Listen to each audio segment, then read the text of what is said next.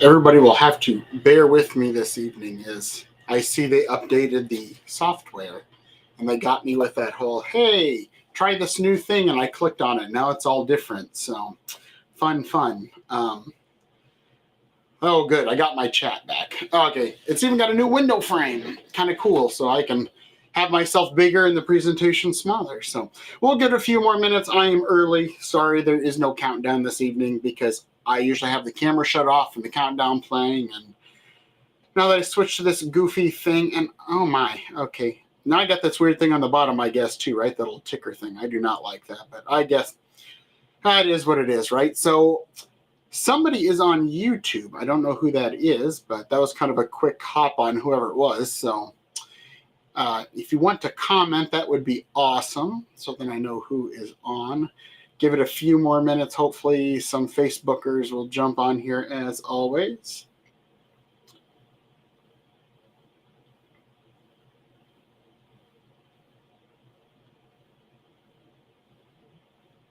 Oh, hey, Becky. Oh.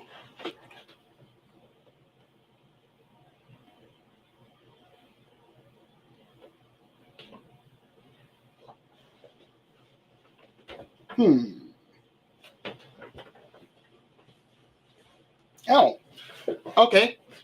You can hear me? Okay, cool. Well, I'm going to look at something now.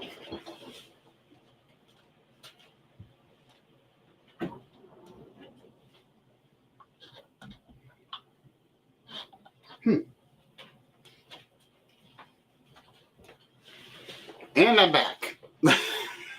So, oh well, gotta love technology. So, hopefully we'll get a few more on here. So, I've been not very consistent with this whole thing, but I've been consistent with a lot of things lately. So, oh well, is life. So, thanks for hopping on, Becky, as always, and Rick. So, I don't know who else will get on here, but I did get I got the next like 3 or 4 weeks scheduled out. So, some topics I'm probably a lot more excited than others, but I just kind of looked at a clipboard I have over here of ideas and just picked 3. So, oh, well, hopefully everybody's been doing something fun. I'd really like to get rid of this ugly little ticker thing on the bottom, but I don't know how to do that quite yet. I knew I shouldn't have changed all this up, but oh well. Oh, we got 3 people. So it's Becky, Rick, and who is my third? Curious. As I play around here. Oh, I do not like. I really should not probably be clicking on some of this stuff, considering I have no clue how this new interface is running. I definitely do not like the ticker at the bottom. It'd be great if I could change it. I know there's a way here probably I can change it to put what I want on it, but you know. Well, it's 8 o'clock. Well, oh, I lost somebody. Oh, God, now I got to get back to my chat. Uh-oh. There we are. Oh, well, we'll give it a few more minutes. I've only been on here for a whopping 3 minutes and 50 seconds. So hopefully everybody's been out photo. Hey, Corey. Oh, Corey, you're on good old YouTube this evening. Actually, weird. Actually, everybody is coming in on YouTube. Interesting. I'm going to go check some. Nope. I do have my Facebook going, so I'm going to check my Facebook and see if I'm actually over on there.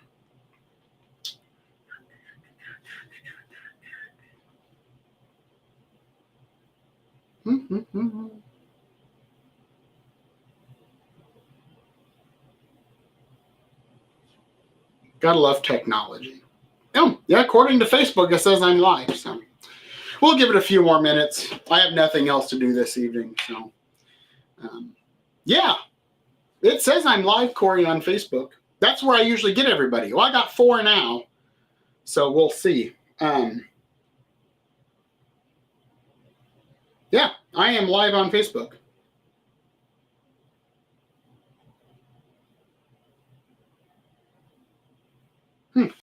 Oh well, because I'm on my page, it shows me I'm streaming. So oh well. Oh, 6 people. So good. Who do I've got? I know I've got Becky, Rick, and Corey as always. So who else?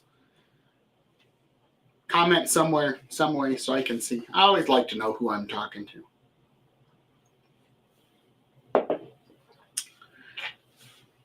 Oh, now I got 7. So we will see. Oh, good. I think I got this. I was saying early on before, I got a new interface and it showed me all this. Oh, yes, good. Oh, now Corey's on Facebook. Awesome. So, yeah, I got this little pop-up as I went to go live. Before I went live, I was like, hey, do you want to try the new interface? I was like, sure, why not? Horrible thing to do like minutes and seconds before you go live because God knows what happened. But there's a lot of cool new layouts like this one here where I can have my presentation and then me bigger, which I always like me to be a little bit bigger in the presentation there. But, yeah. I got like some video playbacks. There's like a demonstration page. Now there's like a whole Q&A layout too. So I'll have to play around with this. So, I lost a few people. I have no clue. Oh, well. So here we'll get started here momentarily. Hey, Diane. Good to see you. It's weird how this whole live thing goes. Like sometimes I think it gets kicked off, but I'm always like a hair behind everybody else. So there's always like a slight delay, especially when I ask a question and I have to wait for an answer. But so, well, we'll give it another minute and then we'll see what happens.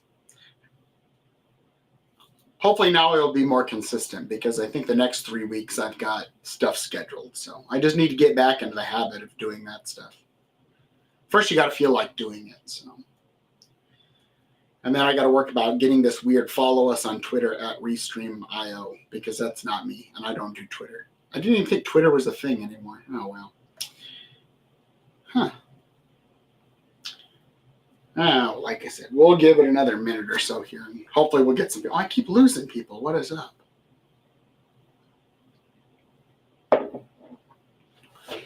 Oh. Am I? God. I'm starting to wonder if I'm even live on Facebook again. This is really weird. No, I'm still live on Facebook. Live. X is the new Twitter. That's, yeah, right? They keep calling it something different. Well, you know what? Hopefully people will pop in as we kind of go on. But so tonight I kind of want to talk about something. So I'm in the midst of, wait, was this second? Yeah, second week of my technique landscape class with Paul's photo. And I got my notebook over here from last night from class. And we were just talking about like the photographer's toolbox and techniques, and obviously landscape photography. And one guy was, we were critiquing. We always critique. So the first class, there's no homework. Well, you go home with homework. And the second class, we critique the week before's homework that I give. We do that all week until the 4th class. And I was starting to think, last night we were discussing stuff and I will hear a lot, I don't like it. And that's as far as the conversation goes with critiquing. And for them, sometimes, not for me. I already look at things ahead of time. But I thought, this would be a good thing to talk about is kind of critiquing our own work and kind of like, this is something to me, it's just normal, right? I look at an image as I'm culling images as I went through like 3,000-ish. I don't know where I had a sticky note with how many photos I took. Oh, actually, so my grand total of Route 66 pictures was 3,140. That was my total for the whole trip. And, that's a lot of photos to go through. And I think the longer you do this photo thing, the better you get at looking at images and you just know what's going to be good and what's going to be bad kind of thing. But I thought, we were talking about last night, people say, well, I don't like it. And that's as far as it goes, right? Well, we don't know why we like the photo. But when you do it long enough, you start to get into this thing of, I can just look at 3,000 photos and I probably pulled out, 300-ish that I knew that were at least decent. And then I had to cull them down for the book. And hopefully my test print of the book should arrive on Monday. So that will be super cool. Yeah, Corey says, holy smokes. I'm assuming that is based off of the images that I had. The number of images I made. But, as you're going through stuff, you'll start to learn things about your work and things, and I won't get ahead with it. Well, yeah, I'll just stop before I get ahead of myself on the slides. But when you start to look at your own work and you figure things out, you just know, right? I'm a gut instinct photographer. I'm like, yep, I just know. So sometimes I have to sit back and look at my own work and say, well, when I say I don't like it, I have to think about why I don't like it. And I'll go through all the things you can do to look at and answer that question. But so tonight we're just going to look at just a few things. This may go pretty quick. It may go long. Who knows? So, but we'll see. I only got 7 slides tonight, and that includes 2 slides of thank you and what's coming up and things like that. But if you got questions, as always, just pop them up, and I will throw them up over on the, well, I won't throw them on the screen because I don't know how to do that with the new layout. But let's get going. So you are your own worst critic. So no quote, but this is kind of a quote, right? So every time I look at a photo, I don't like something. My mom will say, well, you're your biggest critic. You're so hard on yourself, which, right, I think we all are as artists in general, right? Painters will say, I don't really like that. And people say, oh my God, that's beautiful. I love it. And so on and so forth. And right, we're our biggest critics because we're always jumping like, we know we can do better. Let's do better. How do we do better? And we're like, I don't like it. So we're always saying that. So you have to remember that sometimes you can't look into this whole critiquing thing and photos in general of your work and decide, okay, that everything's bad, because right, we all think everything is bad. You know, sometimes I would love just to I think right now I'm sitting at about 47,000 images on the computer to the left of me here. I would love for somebody to go through those one by one and just see what other people like that I thought I didn't like. So, but you know, you're your own worst critic, right? So you're going to be very scrutinizing of things and pick things apart almost to the point where it's just worthless. It's stupid. You're not gaining anything of it. And always a big proponent of looking at other people's work, whether you know it or not. And when you look at other people's work, I think you subconsciously start to apply that not look or style, but maybe composition or just the way the angles are and things like that. You start to just kind of fill up your brain here with images that give you maybe a different outlook on things, how you photograph things differently, so on and so forth. And it's all based off of what we experience and the places we go. That's why for Route 66, I wanted to look at locations, but I didn't want to look at too many photographs. I looked at the photographs on Instagram, Google, just to get an idea of where is it at and kind of what it looks like. Because I didn't want to get into it too far, because then I start pretty much photographing the things I see, right? Or I saw on the interwebs, and I don't want to do that because now I'm just copying work versus creating my own.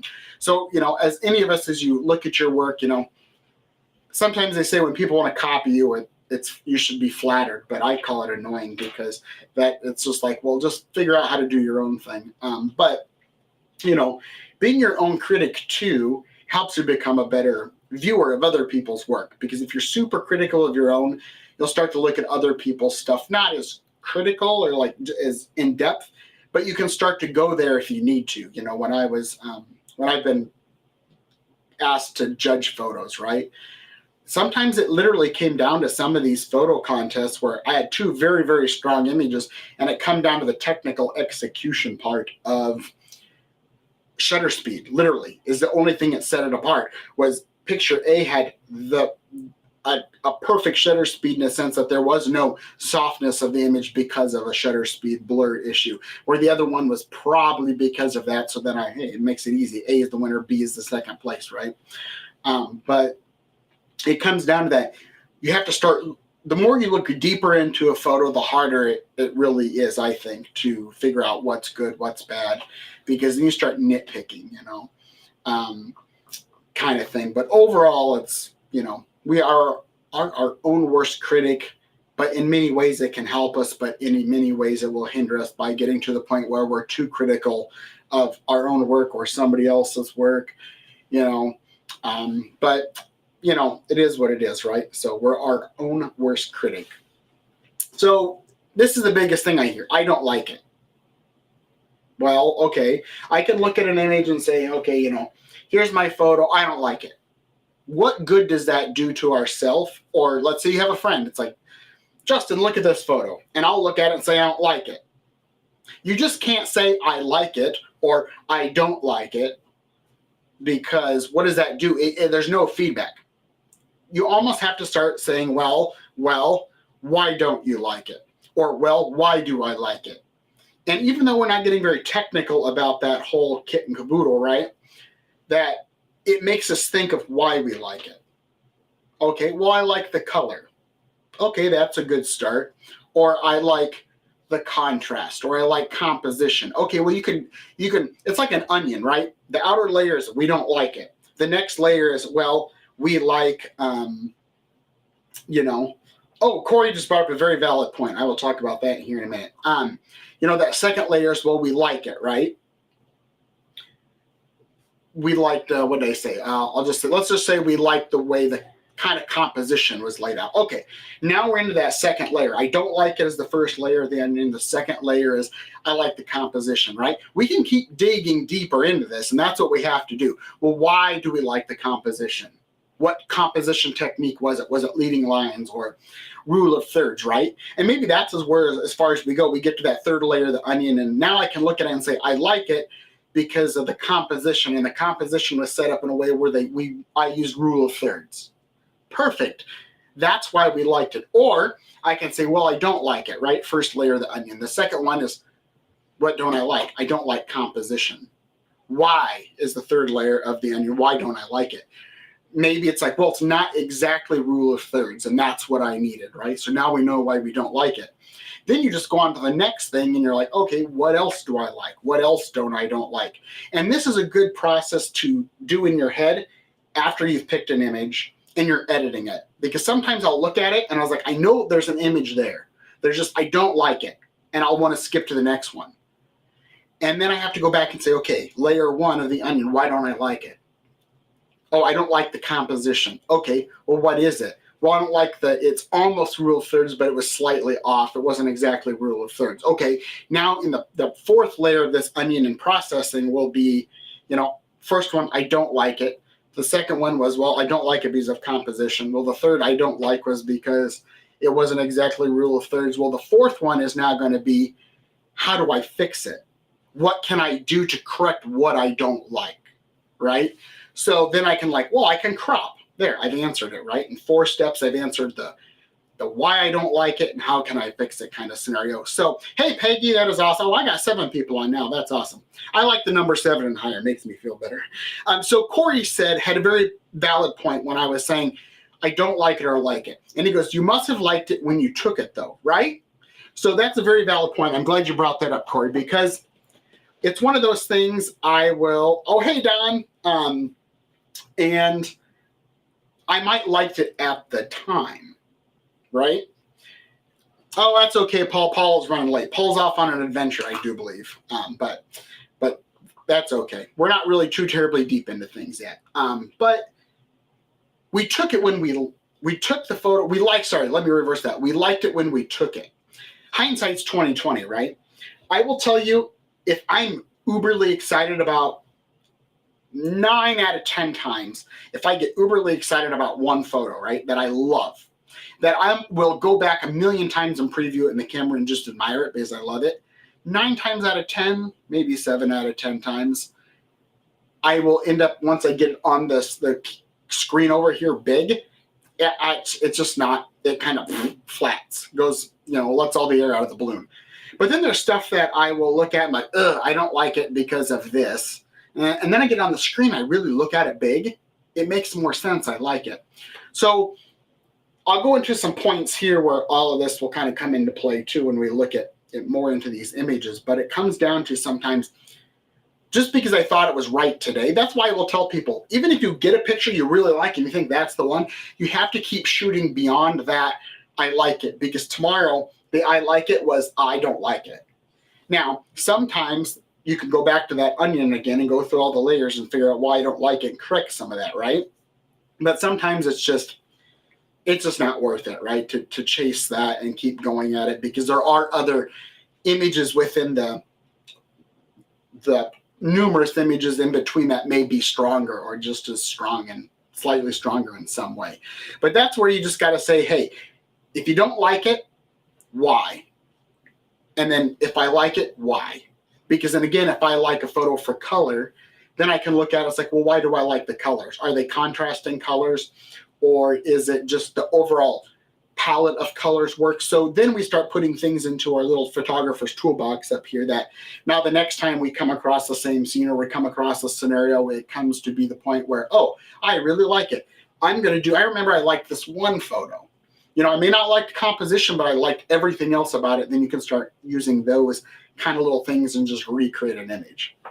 So here, these are just all points. And I just got these points on there. They're kind of tiny on my end. But sometimes when we are looking at critiquing our own work, the first point here is distance yourself from the work. So if I go out and do a photo shoot, valid one, Spot Hopper. I got called by them, I don't know, a rando email several months ago. They said, we like your food photography. We only work with digital marketing for restaurants and that kind of stuff. And so I did let's have a meeting, right? I can always say no. Then they're like, well, I was like, okay, is the money as good as when I do it alone? No, they set the rates, but I do get mileage, all that stuff. It makes it kind of worth it. But I did a food shoot for them, my first one ever down in Davenport on last Friday. Kind of a shit show because the end client was supposed to have all this stuff like a menu and all this stuff, right? To tell me what they wanted photographed, and we would photograph it in this order. And I was just supposed to show up and take pictures. I wasn't supposed to, hey, Doug, I wasn't supposed to do anything else. So I got there and they're like, you're here to do video, right? No, I can do video, but I'm not like authorized by that company to do video for them. Kind of thing, which I could probably, but I just don't want to edit all the video for what they want. Go Hawkeyes. I'm not really a Hawkeye fan, Doug. It was literally a $5 t-shirt on clearance at Ivy. But it was one of those things where they didn't know what was going on. They didn't give me the list of food. I have a culinary background. I grabbed a menu out of their little server stand. I photographed the front and the back with the iPhone. I can look at the food and then look at the menu item and tell you this is probably what it is. But where I'm going with this is that's a bad experience. And I didn't like any of the photos, really. I didn't. So I have a 7-day deadline from the time I click the shutter to the time I need to have them uploaded to get paid before I submit the invoice to them. I hated that photo shoot with a passion because I was not in control like I normally am. I don't get to set the standard. I don't get to tell. So one, I got a bad taste in the mouth about the whole thing. So I distanced myself from the work for about literally 7 days. I edited it this morning. I only have to give about 70-ish images. It's really easy money in the long run. And they're not terribly picky. They want natural light. I don't need to have anything terribly uberly complicated. It's pretty no-brainer thinker work in the world of food photography. So I had to distance myself because I already hate every photo that I took because of the experience. So that's one way you might have to distance yourself from the work from a day, 2 days, 7 days. You may just have a bad experience, or you've got this thing built into your head that you didn't like any of it, right? You didn't like anything from the trip. Now, if you look at it from, I know, Doug, I thought about seeing you at Camera Corner, but unfortunately, I had to get there at 5 o'clock.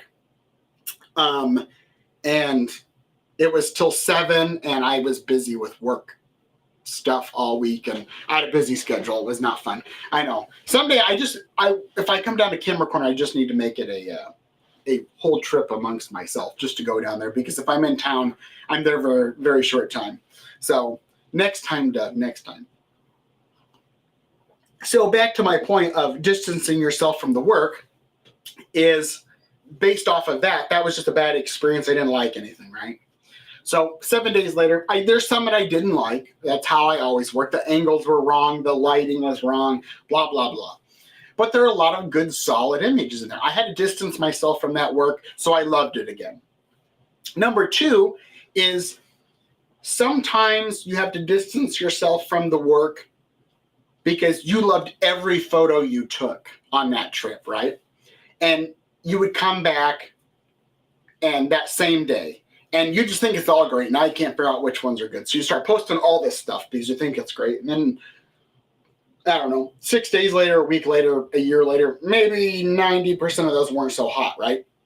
So, oh, thank you, Don. I just saw your comment. Thanks. So you have to distance yourself because that thing will get into your head. Just everything is great. And we all know that. Every picture when we click the shutter is not great. It's not amazing. It's not perfect. But we think that. So then it comes down to the point where distance yourself from the work. You kind of let all that brain fog, all the excitement of everything was great. So Route 66. I backed up my images on my portable hard drive every 2 days. So the first day I loved everything I took. Loved it because, right, it's an amazing trip. Everything is going to be great. So then day 2 comes around. I took more photos that I liked. Then it comes to a point there where I forgot about day 1 photos. Literally forgot about day 1 photos. So then I went back on day 2 to download everything to the hard drives or upload, excuse me. And then I was looking at stuff and I was like, oh, the one I liked yesterday just wasn't as great. It's still good, but I'm not as excited about it. And then the ones that weren't as excited about it, that I had a more clear, conscious mind to looking at images, I missed a lot of really nice ones because I was just so excited that I was dead set, right? So distancing yourself from the work from a few days is going to help get that brain fog, that true everything's great kind of idea out of the way. And then you can start looking at it. I mean, I've had photos that I've sat on for months that I haven't looked at because I didn't like anything. I come back 3 months later, I'm like, oh boy, you know, they were actually pretty good. There was a couple of good solid images in there. So sometimes you just have to distance yourself from that work. The other thing you need to consider is technical elements of your photo, right? So if we go back to the I don't like, well, why don't I like it? I don't like the color, right? Color, exposure, depth of field, what aperture we chose, all that's a technical element, right? So it's all technical. It's about, we're going to get a certain look at 2.8. We're going to get a certain look at f/22, right? Sometimes it's going to the point where, that I don't like the image because I didn't have enough in focus, right? That's a technical thing that, can I fix that post-process? No. My depth of field is set. So now next time I go to maybe create this image again, say at a food shoot or a portrait, family shoot, I know that, well, last time I thought at 200 millimeters at f4, that was the perfect look. Maybe I need to go a stop, slower, go 5.6 and give more depth of field, right? So sometimes you have to look at stuff from an element of like the technical side. Oh, I just saw Doug's, again, I didn't see your first comment, Doug, but I did see the second one, but where you're talking about now, LOL. Yeah, so Doug had said, are you going to say if you loved Route 66 trip? I saw some pics from you, but have not heard a word from the man. Did you like it or did you love it? It's probably more than love in the long run. Tomorrow night at 7 o'clock, I'll have the same photo I didn't realize post tonight, it posts tomorrow. But just as a, hey, grab your attention photo, I'll have a blog post that I wrote for Think Tank Photo kind of on the trip. So that's coming up. So that's pretty cool. I always enjoy working with Think Tank. So back to the slides. But a technical part sometimes is you just have to break things down technically. That it's not going to be like, well, I like the way this photo makes me feel, like the philosophical BS versus the technical stuff, right? And those are easy ones. That's probably the easiest because technically it's going to work the same way most times, right? I always say there's reality and theory, and reality usually trumps theory 90% of the time. But those are things you can, every time you can fix. F8 is F8, F/22 is F/22 for the most part. But how an image makes you feel because of color can be originally 5 days ago, and then 5 days later, you have a completely different feeling about the image because of a color choice or some type of editing choice. And then you can go in another 5 days and have another completely different feeling. That's something that's always going to change. So that's one way. The technical side is always going to be pretty much the same. What's my next one? Then you got to start thinking about like artistic elements of a photo, right? Why do I like it or don't like it from an artistic standpoint? Is it an editing style? I will tell you that I was a little worried when I started Route 66 because I had tweaked the Nikon color profile called Dream a little bit. And I wasn't loving the images. And again, I went back to, I don't love it. Why? Well, it's a little flat. Well, why is it flat? Well, there's not much contrast. Okay, why do I not like the contrast? Because I'm used to higher contrast images. I'm used to poppy colors, right? That's how I normally do things. Now I'm going a completely different look and artistic feel to these photos. So I was like, okay, I'll shoot it with and without the profile. That's just stupid. I did that for about 5 hours out of the day, and I'm not doing this anymore. So I'm like, you know what? I'm going to set on this, shoot everything in square, and shoot it with a Dream profile. And if I don't like it, I have to make those artistic decisions based off what I'm doing, not anything else. I have to fix, like, how do I fix this? So then as I got shooting for about a day and a half, I started really looking at, okay, this was a good choice. I do like the square. It's different. You know, Route 66, outside of trying to get out of a funk, this trip was probably one of the most thoughtful processes in my work ever from a project standpoint. I knew that I probably wanted to do square. I knew I wanted kind of that Wes Anderson look, maybe, or whatever you want to call it, lower contrast kind of images. But then I knew that that first part went through. I loved all the images, right?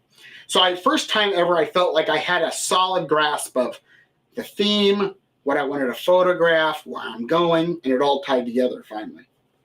So, but then as I got out of the California, New Mexico, Arizona, and more into Oklahoma, Missouri, Illinois, I was starting to feel that profile of the Dream profile I was using was not going to work in the Midwest setting, that Oklahoma, because those colors just weren't, that look didn't seem to work with green grasses and that kind of stuff. So then when it came down to the editing portion, I had to say, why don't I like this? And I was starting to like, well, the green looks weird, or it's starting to look like this or that. And I was like, okay, well, then I had to start realizing, like, sometimes I would look at an image and I'm like, I don't like it because it just doesn't seem right for exposure wise. But this Dream profile is really weird. So what happens with it is when I would photograph with it, usually if I have a tendency to err on the side of darker, I'll underexpose. So I noticed the more I underexposed, the flatter the image became. It was flat. It was weird. It wasn't getting underexposed to the point where I was losing information. It just became flat and muddy.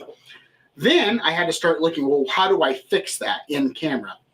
So then I was like, okay, instead of slightly underexposing, how about I slightly overexpose?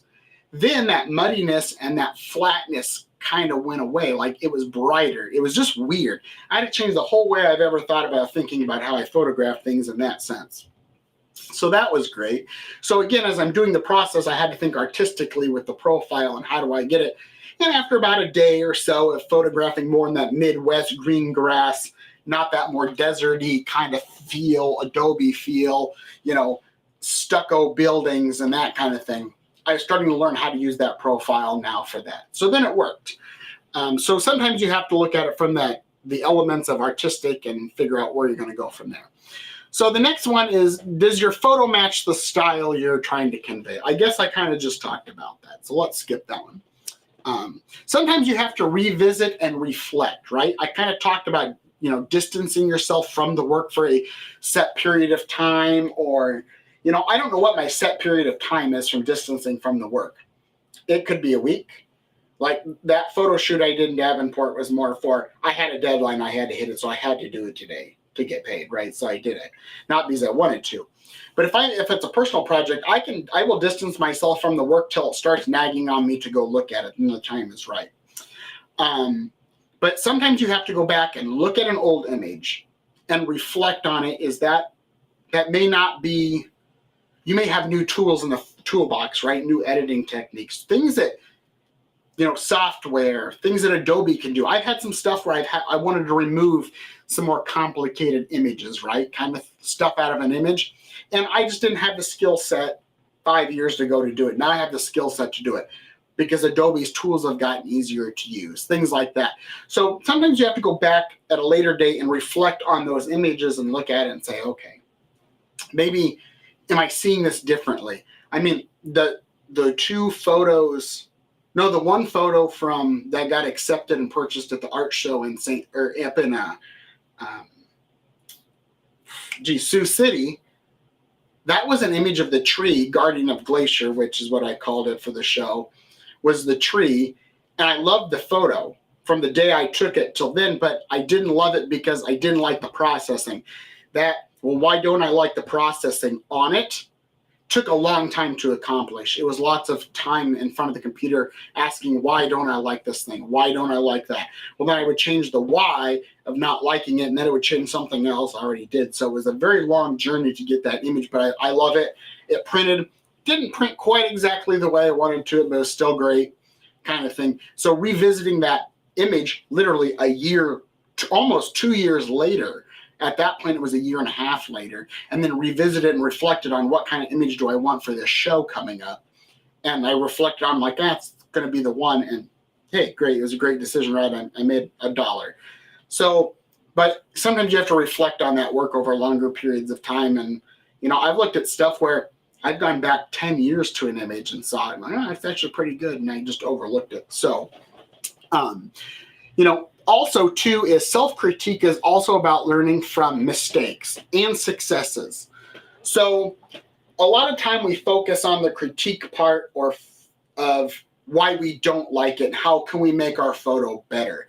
And we need to make it a 50-50 kind of thing. Focus 50% of the time of what didn't we do right on an individual photo and say, okay, I don't like it. That's easy. It's easier to say I don't like something and be picky.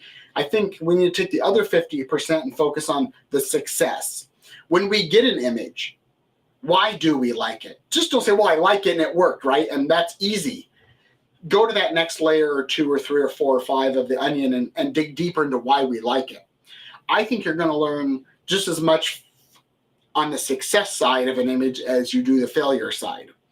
Because the success side, everything about it could be composition, it could be color, it could be texture, it could be light, all this stuff. Then you can start to look at it and say, oh, I like this image because of the light.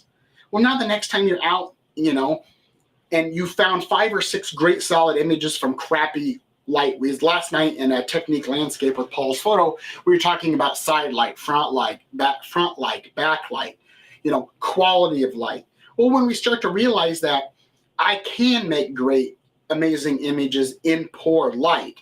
Well, how did I do that? Maybe I shot a detail shot. Now that's another tool in the photographer's toolbox to know whenever all the other photographers are walking away from shitty, crappy light, you can run towards the bad light and start creating good images because we've looked at an image that was successful and we knew why it was successful. Now we can take that success story and put it into a crappy situation and bring out more success. So I think we need to probably look at more of the success as failure. Failure is easy to reflect on. Well, I coulda, woulda, shoulda, coulda, right? Everybody backseat quarterbacks the internet these days, right? Everybody's, oh, you should have done this, oh, you should have done that. We can look at a video of this situation and, and well, that photographer did this wrong or this person did this wrong and so on and so forth. But no one ever looks at a success story as deeply as a failure. So, the other thing as we kind of draw to a close here is we need to change our thinking almost to the image works because, not like I like it, because that's like, right? We can say it's it's like asking yes or no. We need to ask more open-ended questions because if I say, do you like it? It's always yes or no. But if you ask, why do you like it? They can't say yes. That makes no sense. No, that makes no sense. So if you can ask why you like it, or this image works because, then you have to say, well, because it's the composition, and we can start peeling the layers back of the onion. It's the same way in the back effect side of this image doesn't work because, well, the lighting was off. I should have had more side light maybe, or maybe I should have moved camera position, right? We have to change that thought process to the I like it because, I don't like it because. because anytime we add because in there, we have to explain it, right? That it's not this or it's not that or so on and so forth, you know? And then the last one, well, I was about 37 minutes in. So, you know, sometimes the simplest thing that I hear about, people say, well, I don't know what to take a photo of. Corey brought up the point, well, obviously you liked it at some point, so you took the picture. That leads into, I don't know what I should take a picture of. I like something there, so we're going to click the shutter. Why are you going to click the shutter? I like the tree. Bam. We figured out two things. Why we are going to stop and click the shutter, the why and why we like the image. And two, now we have the subject. So is the subject clear, right? I had a very good point last night in class with a gentleman who had taken a picture, accidentally uploaded the wrong one, and then uploaded the one right behind it that he liked. And that was a great mistake because he's like, well, I like this, but he's like, I don't really like it because it's not, he's like, I thought I had this more off-centered, but maybe I was just wrong. Well, the next image we pulled up, that was more striking. His like subject was rule of thirds. It was very large in the image right there. It punched you in the face. You knew exactly. There was no ifs and buts about what the subject was. I hate it when I look at a scene or I'm judging a photo or trying to critique for somebody and I don't know what I'm looking at. Like, I don't know what the subject is. I have photos like that all the time. I don't know what it is. So then I have to go back and remember, why did you stop? The tree caught my eye. Okay, or it's the light caught my eye. Well, the light may not be the subject, but obviously the light was falling on some type of object, right? That's not going to be my subject. So sometimes it's as simple as I like the photo because the tree. I don't know what I'm going to take a picture of because I don't like it because, well, I don't know what my subject is. Well, really, you do. If whatever caught your eye, that's going to be your subject. Then you have to start peeling the onion back more and more and say, okay, now how do I make this better? So Pamela says, sometimes I like the subject, but just wanting for all the other elements to come together, they're out of my control. Exactly. There's lots of things we don't have in control. We can't, if we don't have the perfect side light, we can't lasso the sun and pull it to the side more, right? That's where is talking about, this is a perfect example of is I like the subject, but I don't like this part of, like, I don't know, let's pull out light, right? I can't lasso that sun and make better side light, or I can't front light it.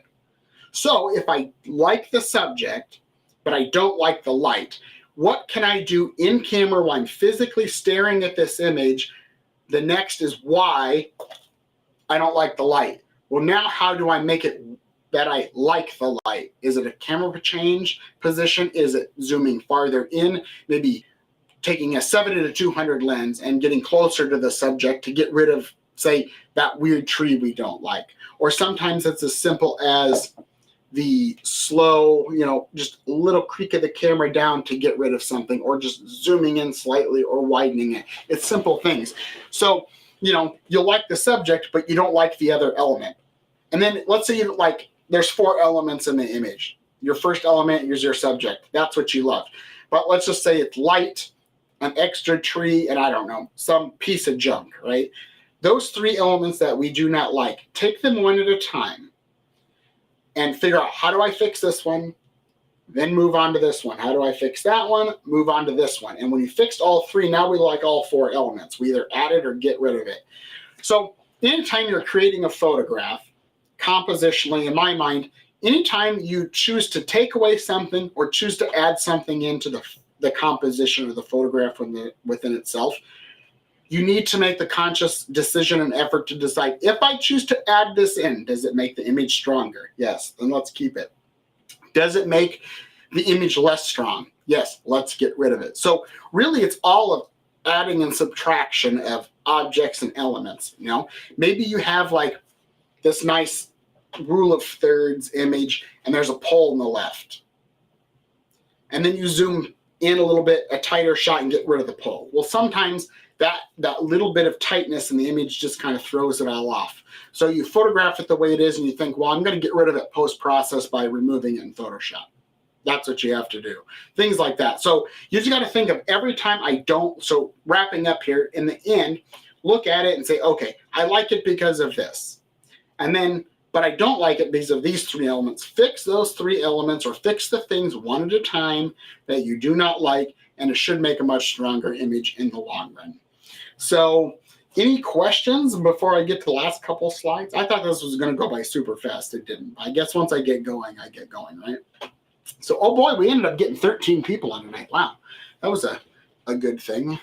I thought I'd get like 1 since I haven't been doing anything. But if you got questions as they pop up, let me know. So, coming up, what do we have coming up, right? It's been a while since I knew exactly what was coming up. So I'm going to try something here.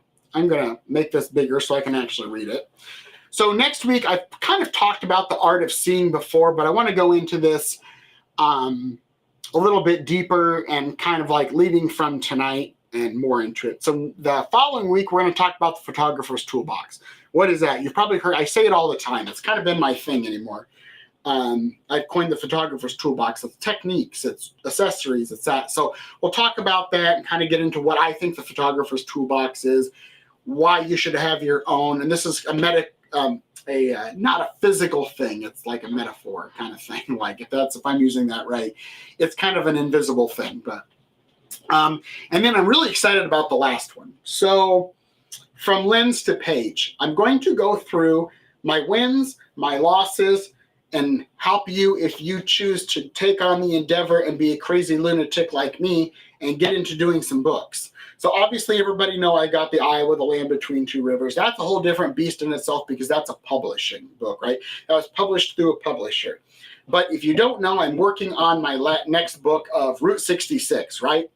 And that's going to be self-published. Now, I did reach out to my publisher, and they are kind of slightly interested. I still have to pitch it, but they might be interested in doing another book with me on Route 66, Abandoned Route 66. That's about as far as we've got with it. So I have to fill out all the author questionnaire and junk, but that's, God knows, that's probably another year to 18 months out, right? But I'm super excited about this one because even if you want to do a photo book, I'm going to go through what I've learned and tell you how to do it yourself, where to get it printed, places you can get it printed, even if you're going to do it as a Christmas gift, right, to family and friends, or you just want to have a book to give to people, right, and how to go through the process of laying out a book, the process of coming up with a theme, the process of how do you choose images. So when you're opening up, like my Route 66 book, is, I don't know, do I have a copy close? I don't have a copy close on my Iowa book, but that book, I love it, right? I mean, I don't hate it, but I've always envisioned a book that I wanted to do 1 image per page. That's all I wanted. But when you have image A and B, they got to match, right? You don't want like a night photo here and like the wigwam that I did, teepee, hotel, and a car, and then do an image of like, I don't think I've posted it yet, but I found a washer in the middle of the Mojave Desert, right? Those don't match, right? They just don't match. So how can you find images that tell the story? Like, I think there's about 6 pages in the book for my Route 66 book that I have where I start on the outside of the building. There's an image here of the building. And then the next picture is a detailed tight shot of the building. So here's the wide shot of the building and here's the tighter shot. Then you flip the page and the next picture is you're going into the inside. So I have a picture of the door from the inside. The picture over here is another interior shot, kind of catty corner from the other shot that I took. So there, and then I get into the picture where you've seen where it's the booth. I forgot that booth was, I think that's the booth Elvis sat in, and I didn't know it. They usually have a sign there. I don't know why I wasn't there that day. But then I have that picture here, and then on that table, there's an old Coke napkin holder. Then I have a detailed shot, right? So how do you lay out and find photos that match to tell the story as you go through? So I'm super excited about that one, to kind of go through of how to do it. It's really not a complicated process, really. Layout's probably the most complicated process. So those are the next 3 weeks, so that's super excited. I'm going to try to work on maybe next week and the week after some other things that start planning these out farther again and get back into doing this every Thursday night because tonight's Friday. But so the next 3 will be on Fridays because I'm teaching technique landscape class for Paul's every Thursday. So in June, they'll go back to this whole thing. But as always, when it wants to work, there we are. Thank you. And I do it for you guys. I'm happy that you guys come. I was really excited to get about 13 of you on here tonight. But as always, if you guys got questions, find me. Any last minute questions anybody wants to throw into the chat at all on anything? You are welcome. Pamela says it's great to be back together. It is. It's always fun because even though we don't, virtually, it's all virtual, right? But it's funny, like a lot of you guys come to Coffee and Clicks and then you kind of start putting things together and then we know people. So you are welcome, Corey, as always. So yeah. So super cool. So maybe I'll figure out some of this new restream process here and we'll get to some other cool kind of fun things. So awesome. Well, oh, hey, Ty, I didn't realize Ty was on here. So Ty was the one who invited me to Hawkeye to teach to the fine art photo class, which was super cool. So that was probably one of my more exciting presentations. I actually got to talk to people I knew that were wholeheartedly 1,010% into photography. So perfect. Well, I will let you guys off the stream like I'm keeping you captive, right? I guess you can leave anytime you want. But again, thank you guys for showing up. As always, if you find things that are super cool about this, you like it, please share it. I'm still I'd like to grow this more. I keep saying that, but first I have to try to grow it. But if you guys see any of these, you can share them with your friends. Tell everybody they're all reruns on YouTube. So, hey, I'm assuming that is Mr. Tom Nugent is there. So I will have a great night as well. I will see you all next week. Oh, thank you, Peggy, as always. Enjoy having you guys all on. So I will see you all next Friday night from